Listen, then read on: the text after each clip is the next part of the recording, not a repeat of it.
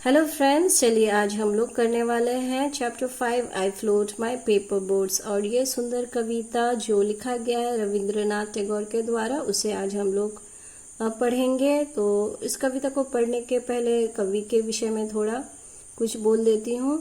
ये एक बहुत ही विख्यात साहित्यकार के साथ साथ कवि भी थे और वे बहुत सारे गीत भी लिखे थे जिसको आज हम लोग रविंद्र संगीत के नाम से जानते हैं। और उन्होंने हमारे जो नेशनल एंथम है जन गण मन, उसे भी उन्होंने ही कंपोज किया था।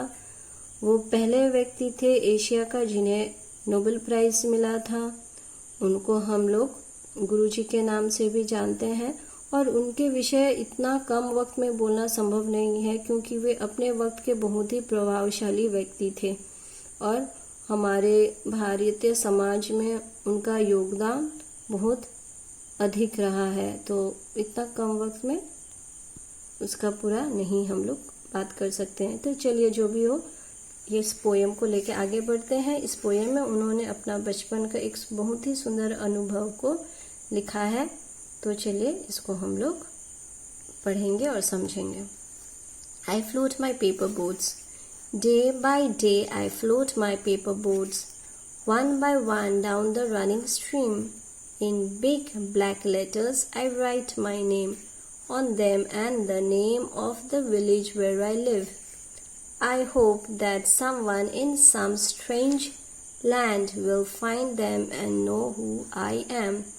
तो ये बच्चा या कवि क्या कह रहा है, वो बता रहा है कि वो कैसा कागज के कश्तियां या नावें बनाता था और छोटा नदी जो बहता हुआ छोटा नदी था उसके घर के पास, उसमें वो ये नाव को छोड़ देता था। और इन नाव को छोड़ने के पहले क्या करता था, अपना नाम बड़े बड़े काले अक्षरों से लिखता था और अपना नाम के साथ अपना गांव का भी नाम लिखता था। और ये इस उम्मीद से करता था कि जब ये नाव तैरते तैरते एक अनजान जगह में पहुंच जाए तब उस अनजान जगह में किसी व्यक्ति के द्वारा ये नाव मिल जाए और वह व्यक्ति इस नाव में जो गांव का नाम और इंसान का नाम लिखा है उसको पढ़ के वो उसे पहचान सके या जान पाए कि इस धरती में भी एक ऐसा नाम का व्यक्ति है जो ये फलाना जगह में रहता है।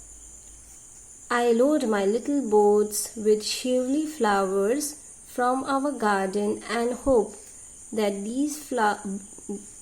these blooms of the dawn will be carried safely to land in the night.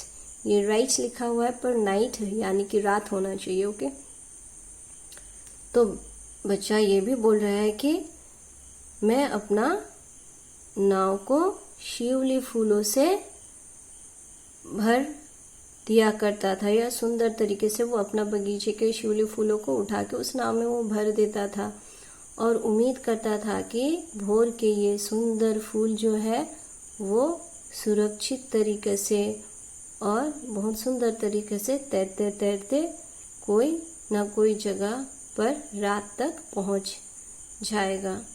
तो ये ऐसा क्यों करता था, उसका वो बचपन वाला सोच या बच्चा वाला बुद्धि या सोच में भी देखिए कितना सुंदर सोच था कि जिस भी अनजान व्यक्ति को ये नाव मिले उसमें ये फूल को देखकर उसे बहुत प्रेम से एक भेंट स्वरूप उसको ग्रहण करे और उसको ऐसे ग्रहण करे कि कोई कहीं दूर जगह का एक व्यक्ति ये भेंट उसके लिए भेजा है।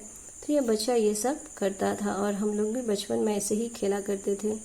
ओके, आगे बढ़ते हैं क्वेश्चन आंसर की तरफ। When does the child float the boats? Day by day the child floats the boats. Where does the child float the boats? The child floats the boats down the running stream. What does the child load on the boats? The child loads shively flowers on the boats. What does the child hope? The child hopes that the blooms of the dawn, shively flowers, will be carried safely to the land in the night. From where does the child collect flowers? The child collect flowers from his garden. अब यहाँ एक चीज़ है, ये जो question है what does the child hope, उसके लिए ये आंसर पे मत जाइएगा। आई होप दैट समवन, इस आंसर पे मत जाइएगा क्योंकि यहाँ क्वेश्चन लिखा है, उसके पहले what does the child fills his boat with, हाँ वो अपना नाव को किस चीज से भरता है, फूल से भरता है। उसके बाद ये लिखा हुआ है कि वो क्या होप करता है, तो उसका होप, सेकंड वाला होप ये रहता है। From where does the child collect flowers, the child collects flowers from his garden.